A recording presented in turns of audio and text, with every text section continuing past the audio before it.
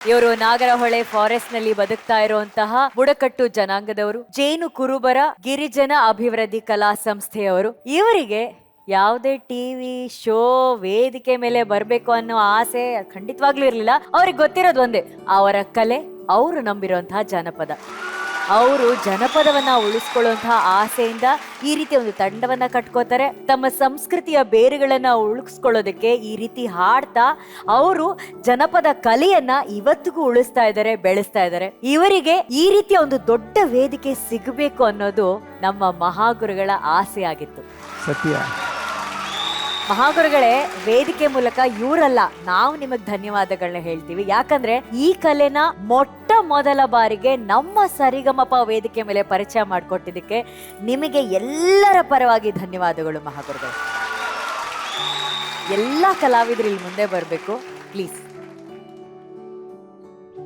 ಅನುಶ್ರೀ ಮೇಡಮ್ನ ನಾವು ಟಿವಿಯಲ್ಲಿ ನೋಡ್ತಾ ಇದ್ವಿ, ತುಂಬ ಈಗ ಇಲ್ಲಿ ಹತ್ರನೇ ಎಲ್ಲರನ್ನ ನೋಡ್ತಾ ಇದ್ವಿ. ನಾವೊಂದು ಕಾಡಿನ ಜನ, ಮುಗ್ಧತನದ ಜನ, ಇವತ್ತು ಇಲ್ಲಿ ಒಂದು ವೇದಿಕೆಯಲ್ಲಿ ಬಂದು ನೋಡ್ತಿದ್ವಿ ಅಂತ ಹೇಳುವಾಗ ನಮಗೆ ತುಂಬ ಖುಷಿಯಲ್ಲ. ಇಲ್ಲಿ ದೇವರದ ಮುಂದೆ ಇದ್ದೀವಿ ಅಂತ ಹೇಳಲಿಕ್ಕೆ ನಾನು ಇಷ್ಟಪಡ್ತಾ ಇದ್ದೀನಿ. ಹಾಗೆ ನಂಗೆ ಆ ಭಾಷೆಯನ್ನು ಕಾಡು ಜೇನುಕುರುಬರ ಭಾಷೆ, ಇದೊಂದು ಜನಪದ ಒಂದು ಕುಣಿತ ಅನ್ನೋದು ನಂಗೆ ಭಾಷೆಯಲ್ಲಿ ಆಡ್ತಾ ಇದ್ದೀಗೆ. ಎಲ್ಲರಿಗೂ ಕೂಡ ಅದು ಖುಷಿಯಾಗಿದ್ದಕ್ಕೆ ನಾ ಮಟ್ಲನ್ನ ತಿಳಿಯಲು ಇಷ್ಟಪಡ್ತಾ ಇದ್ದೇನೆ. ಹಾಗೆ ನಂಗೆ ಮೂಲ ಬುಡಕಟ್ಟು ಜನಾಂಗದ ದೇವರ ಯಾವ ರೀತಿ ನಾವು ಜೀವನದಲ್ಲಿ ನಮ್ಮ ತಲೆಮಾರುಗಳಿಂದ ನಾವು ಯಾವ ರೀತಿ ವಾಸವಾಗಿ ನಾವು ಈಗಲೂ ಕೂಡ ನಾಗರಹೊಳೆ ಫಾರೆಸ್ಟಲ್ಲಿ ಇದ್ಕೊಂಡು ಎಲ್ಲರೂ ನೋಡುವಾಗ ತುಂಬ ಖುಷಿ ಅನ್ನಿಸುತ್ತೆ. ಎಲ್ಲ ಆರ್ಸಿಸ್ ಮನೆ, ಹಂಚಿನ ಮನೆ, ಬಿಲ್ಡಿಂಗ್ ಎಲ್ಲ ಕಾಣಿಸುತ್ತೆ. ಆದರೆ ಇವತ್ತಿಗೆ ಕೂಡ ನಾವು ಬದುಕುವಂಥದ್ದು ಬರೀ ಪ್ಲಾಸ್ಟಿಕ್ ತಾಟಲ್ಲಿ ನಾವು ಬದುಕ್ತಾ ಇದ್ದೀವಿ. ಹಿಂದೆ ನಮ್ಮ ಅಜ್ಜ ಇದ್ರು ಒಂದು ಕಟ್ಟೆ ಅಂತ ಬಿದ್ರದು ಬುಡದಲ್ಲಿ ವಾಸ ಮಾಡ್ತಾ ಇದ್ರು. ಅದ್ರ ಹಿಂದೆ ನಾವು ಹುಲ್ಲು ಪತ್ಕೊಂಡು ಮನೆ ಕಟ್ಕೊಂಡು ನೆಲದ ಮಣ್ಣಿನಲ್ಲೇ ಮನೆ ಮಾಡಿಕೊಂಡು ನಾವು ಜೀವನ ಮಾಡ್ತಾ ಬಂದು ಈಗ ನಾವು ಪ್ಲಾಸ್ಟಿಕಲ್ಲಿ ಬದುಕ್ತಾ ಇದ್ದೀವಿ.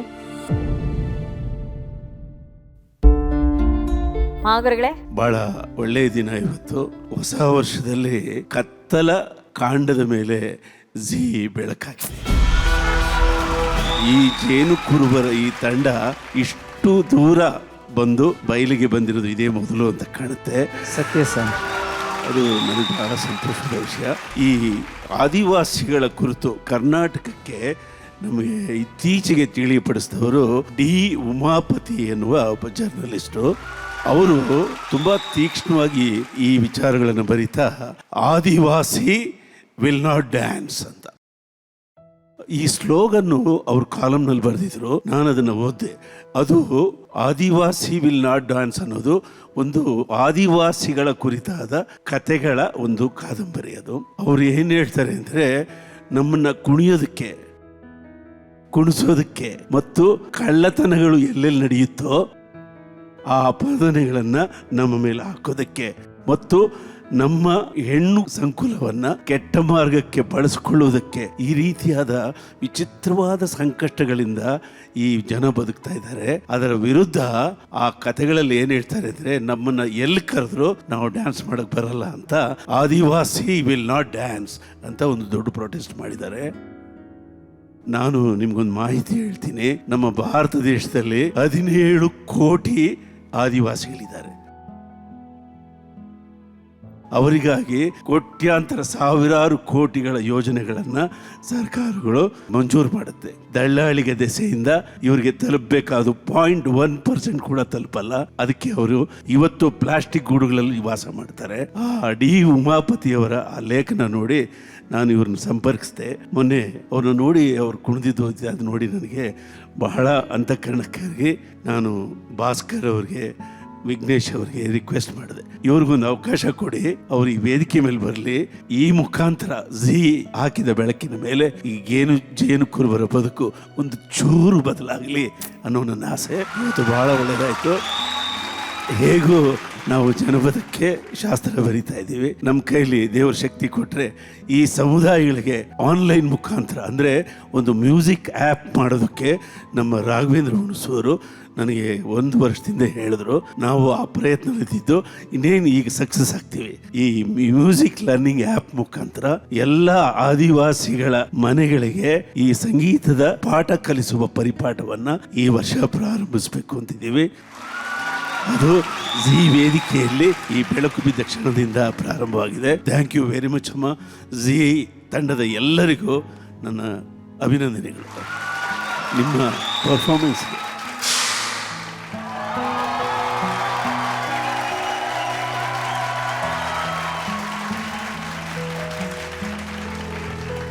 ತುಂಬ ಖುಷಿ ಆಯ್ತು ಸರ್. ನಾವು ಏನು ಈ ಥರದ ಒಂದು ಅದೇ ದೇವರ ಲೋಕಕ್ಕೆ ಬಂದಿದ್ದೀವಿ ಅಂತ ನಾವು ತಿಳ್ಕೊಂಡಿದ್ದೀವಿ. ಅಯ್ಯೋ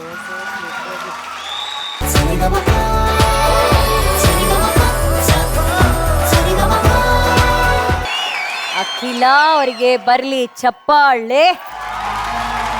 ಸಂಕ್ರಾಂತಿ ದಿವಸ ತಾಯಿ ಚಾಮುಂಡಿಯ ದರ್ಶನವಾಯಿತು ನಿಮ್ಮ ಹಾಡಿನ ಮೂಲಕ. ಆಹಾ, ಆ ಕಂಠದಲ್ಲಿ ಏನ್ ಎನರ್ಜಿ ಅಖಿಲ. ನಮ್ಮ ಜೂರಿ ಎಲ್ಲ ಎದ್ದು ನಿಂತು ಚಪ್ಪಾಳೆ ಹೊಡೆದಿದ್ದಾರೆ ನಿಮ್ಮ ಈ ಪರ್ಫಾರ್ಮೆನ್ಸ್ಗೆ. Thank you jury, thank you. Mysuru ತಾಯಿನ ಕರೆದ್ರಿ ಹಾಡಿನ ಮೂಲಕ. ನಮ್ಮ ಮೈಸೂರಿನ ಜಾಣ VP ಸರ್. ಮೈಸೂರಲ್ಲಿ ಜನಿಸಿದ ನನಗೆ ಆ ತಾಯಿ ಚಾಮುಂಡೇಶ್ವರಿಯ ಯಾವುದೇ ಹಾಡಾಗ್ಲಿ ಅಷ್ಟು ಪ್ರಿಯ.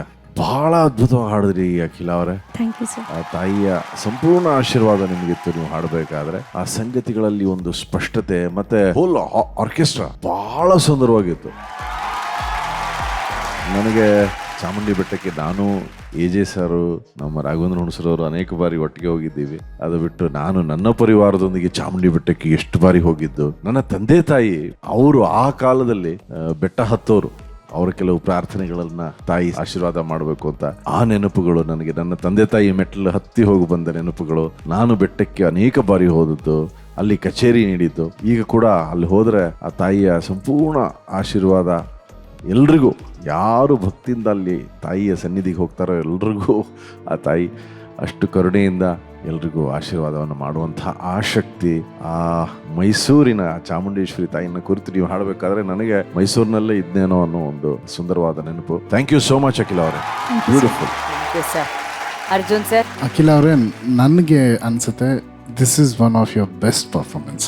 ನೀವು ಹಾಡಿದ ಬಿಗಿನಿಂಗ್ ಆಲಾಪಿಂದ ಹಿಡಿದು ಅದರಲ್ಲಿ ಹಾಡಿದ ಸಂಗತಿಗಳಾಗಲಿ, ಹಾಡನ್ನ ಕಂಪ್ಲೀಟ್ ನಿಮ್ಮ ಕಂಟ್ರೋಲಲ್ಲಿತ್ತು ಈ ಸತಿ. ಆ ಟೋನು ನಿಮ್ಮ ಕಂಟ್ರೋಲಲ್ಲಿತ್ತು. ಲೀಲಾಜಾಲ ಆಗಲಿ, ಅಮೇಝಿಂಗ್ ಪರ್ಫಾರ್ಮೆನ್ಸ್ ಅಖಿಲ ಅವರೇ. ನೀವು ಖಂಡಿತವಲ್ಲೂ ನಿಮ್ಮ ಮನಸ್ಸಲ್ಲಿ ಬರೋದನ್ನ ಹಾಡೋ ಥರ ನೀವು ಆಗ್ಬಿಟ್ರೆ ಖಂಡಿತ ಒಂದು ಅಸೆಟ್ ಆಗ್ತೀರಾ. ಅದು ಒಂದು ಯುನೀಕ್ ವಾಯ್ಸ್ ಇದೆ ನಿಮಗೆ. ಆದಷ್ಟು ಬೇಗ ನಿಮ್ಮ ಜೊತೆ ಕೆಲಸ ಮಾಡಬೇಕು. ನನಗೆ ಆ ವಾಯ್ಸ್ ಭಾಳ ಇಷ್ಟ. ನಿಮ್ದು ಆ ಟೋನ್, ಅದರಲ್ಲೊಂದು ಫ್ಯಾಟ್ನೆಸ್ ಇದೆ, ಅದು ಬೇರೆ ಥರದ ಒಂದು ಟೋನ್ ಇದೆ. So just practice a lot. ನಿಮ್ಮ ತಲೆಯಲ್ಲಿ ಬರೋದು ಅದು ಹಾಡೋ ಥರ, ಎಕ್ಸಿಕ್ಯೂಟ್ ಮಾಡೋ ಥರ. Feel free to sing. ಇವತ್ತು ಅದಿತ್ತು. You felt so free to Singh.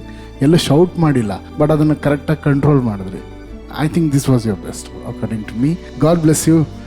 Sankranti ಹಬ್ಬದ ಶುಭಾಶಯಗಳು. Thank you sir. ನಿಮ್ಮದು ಸಂಕ್ರಾಂತಿ ಹಬ್ಬದ ಶುಭಾಶಯ.